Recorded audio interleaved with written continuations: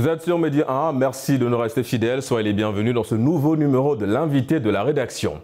La musique adoucit les mœurs, la musique est également un canal de divertissement, c'est l'un des facteurs clés en tout cas de ce quatrième art. Mais la musique est également un moyen de réinsertion sociale ou encore d'intégration. Comment aujourd'hui la musique facilite le retour sur le droit chemin? Vous en saurez un peu plus avec notre invité du jour, il s'appelle Mohamed Kourma, mais plus connu sous l'appellation de l'Oiseau Rare. Merci d'avoir répondu à notre invitation. Merci à vous de m'avoir invité. Je suis très ravi d'être ici. Et vraiment, c'est ça, quoi. On parle de la musique également. Vous êtes lancé dans cette reconversion musicale, vous en avez fait un métier. À quel moment vous avez senti que c'était important pour vous de faire une carrière musicale? Vraiment, c'est parti de rien. Je ne m'y attendais pas. Mais c'est un peu selon les problèmes personnels, vous voyez, que j'ai eu à vivre. Et ce sont ces problèmes-là qui m'ont vraiment recadré et qui m'ont poussé vers la musique. Je dirais que tout a été tracé par le plan de Dieu. Ouais, c'est vrai que vous parlez de problèmes personnels. Vous avez eu des petits soucis avec les autorités gabonaises en l'occurrence. Et derrière, vous avez en tout cas décidé d'embrasser cette carrière musicale. Est-ce que c'était un peu facile? Est-ce que c'était difficile de se lancer tout de suite dans cette carrière musicale? Ça a été facile avec le soutien de mon public.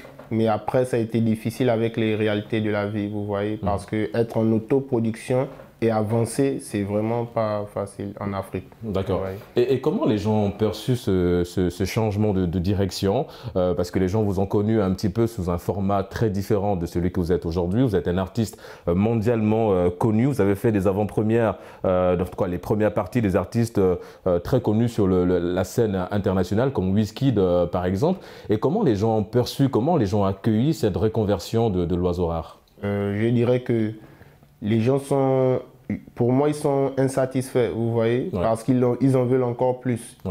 Le fait de faire l'avant-première de Wizkid, ça ne les suffit pas.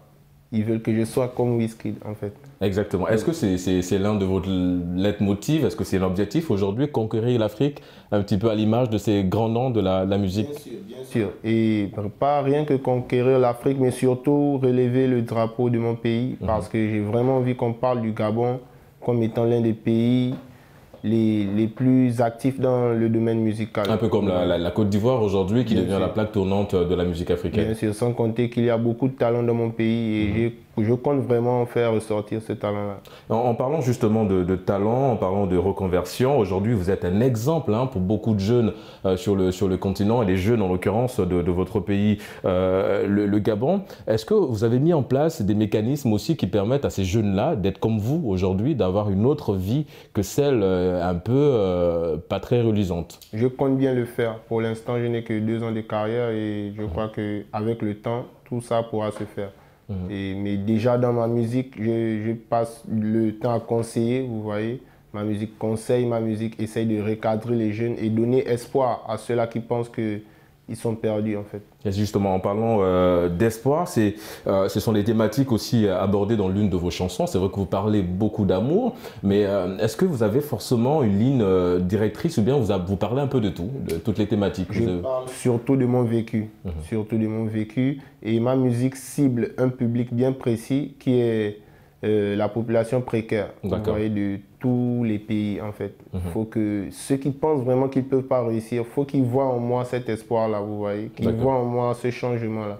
Donc mon public, je disais de les aider, en tout cas, c'est réinsérer à avoir une autre vie que celle où ils pensaient qu'ils étaient un petit peu perdus. En fait. Donc, on revient sur le plan de la musique également. Vous avez des projets. Quels sont les projets là, à court terme et à long terme de l'Oiseau Rare? On parle déjà un petit peu d'un album. Oui, un album de 14 titres dans lequel il y aura quelques collaborations.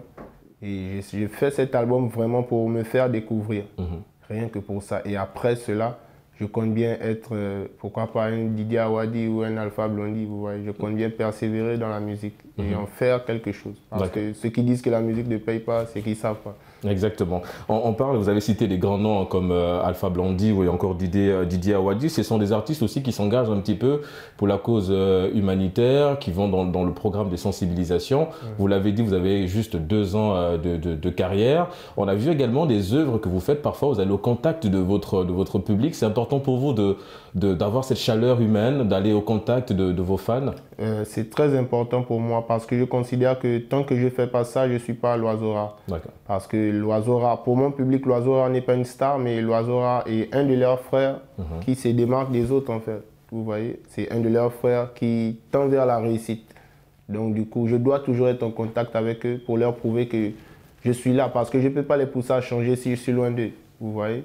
Je ne peux pas être dans une villa et leur dire que voilà, il faut changer. Donc je dois toujours être avec eux pour leur montrer le chemin en fait. D'accord. Et ça, vous avez vraiment besoin d'avoir cette chaleur. Et est-ce qu'à ce moment précis, vous vous rendez compte du parcours que vous avez quand même effectué? On parle d'un personnage, en l'occurrence vous, qui était un petit peu dans des activités qui n'étaient pas très reluisantes. Et aujourd'hui, vous êtes adulé par toute une jeunesse africaine, par tout un monde, j'ai envie de dire. Est-ce que vous êtes conscient du poids que vous pesez aujourd'hui dans les décisions des jeunes Africains? Bon, souvent, on me dit que je ne m'en rends pas assez compte, vous voyez, parce que ce n'est pas facile d'être dans le tas et de voir ce que l'on fait, vous voyez. Du coup, j'essaie de m'en rendre compte, mais sinon, je fais de mon mieux. Pour moi, je suis encore sur le chemin, donc je ne peux pas dire que j'ai déjà parcouru.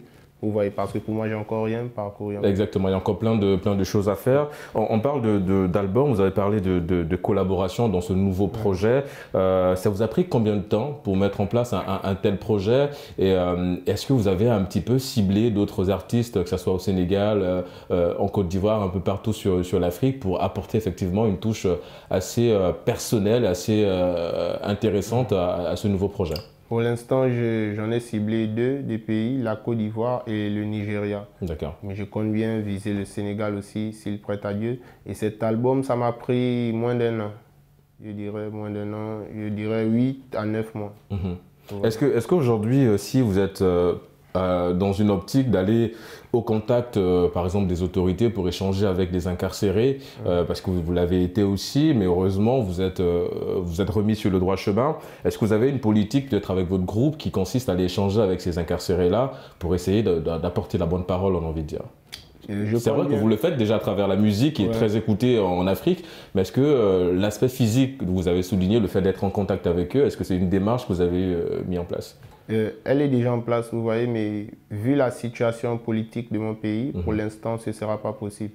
Mais je crois qu'après les élections, je ferai bien ce que personne n'a jamais fait au Gabon, c'est-à-dire un concert en milieu carcéral, vous voyez. Ça, je compte bien le faire, mais rien que pour vraiment montrer à ces gens-là que j'étais avec eux, vous voyez, dans cet endroit, et j'en suis sorti. Et je suis, on va dire, revenu d'une autre manière, en fait. Je suis revenu en étant quelqu'un d'autre.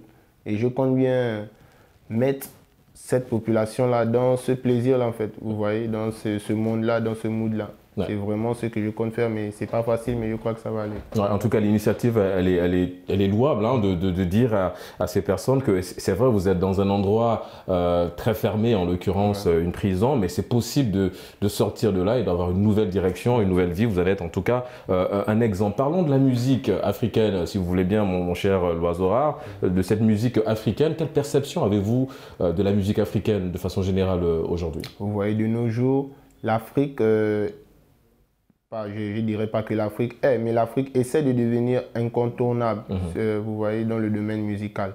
Parce qu'aujourd'hui, on a la musique nigérienne qui s'exporte assez bien. Exactement. On a la musique ivoirienne qui est assez consistante, vous voyez, et c'est déjà un bon pas parce que l'Afrique, ce n'est pas 1 ou 2 pays, vous voyez, et tous les autres pays, lorsqu'on voit ça, ça nous donne juste l'envie de faire comme eux. Et en fin de compte, on ne fait pas comme eux. En fin de compte, on met notre continent en haut. Exactement. Et aujourd'hui, on voit l'effet inverse, c'est-à-dire que c'est des artistes américains, par exemple, qui cherchent à collaborer avec des artistes africains. On voit les collaborations, Chris Brown avec Wizkid ou encore... Et Wizkid, par exemple, la carrière de Wizkid ne date pas d'aujourd'hui. Vous voyez, c'est depuis 2012, 2011, mais c'est parce que le gars, il a persévéré, vous voyez. Et moi aussi, je compte bien persévérer pour que cela puisse, on va dire, porter ses fruits. D'accord. On va terminer sur cette question parce que nous arrivons au terme de cet entretien. La musique gabonaise est en pleine évolution. Vous êtes considéré aujourd'hui comme le numéro 1, en tout cas, du rap gabonais. Est-ce que vous en êtes conscient un petit peu de ce poids, ou bien c'est un titre que vous estimez mérité? Mais au-delà de ça, quelle analyse faites-vous de l'évolution de la scène musicale gabonaise aujourd'hui? Gabonaise, donc déjà, sur la scène musicale gabonaise, la nouvelle génération se place vraiment bien, vous voyez. Donc moi, je ne pourrais pas parler de ceux qui ont été là avant moi parce que je ne sais pas comment ils ont eu à fonctionner. Mais par contre, ceux qui sont là en même temps que moi, je crois qu'ils suivent bien le pas, vous voyez. C'est vrai, ce n'est pas facile vu que personne ne nous aide. Ouais, mais je vois qu'ils suivent bien le pas et c'est merveilleux parce qu'en fin de compte, c'est le public qu'on met dans un certain engouement et c'est le pays qu'on relève. Exactement. Vous voyez. Donc, c'est-à-dire individuellement, chacun, nous ne pouvons pas nous rendre compte du poids qu'on a. Exactement. Surtout moi, on me dit juste que je suis numéro 1. Sinon, je ne sais pas en quoi je suis numéro 1. Je sais juste que je sais chanter et c'est tout. D'accord. Mais en fin de compte, c'est le Gabon qu'on soulève et Dieu merci. Exactement. Dieu merci. Nous sommes arrivés au terme de cet entretien. Je rappelle que nous avons reçu L'Oiseau Rare. Vous êtes un artiste, rappeur. Merci d'avoir répondu à notre invitation. Merci à vous de m'avoir invité. Que Dieu vous bénisse. Et c'est la fin de cet entretien. Merci de l'avoir suivi. Bonne suite des programmes sur nos antennes.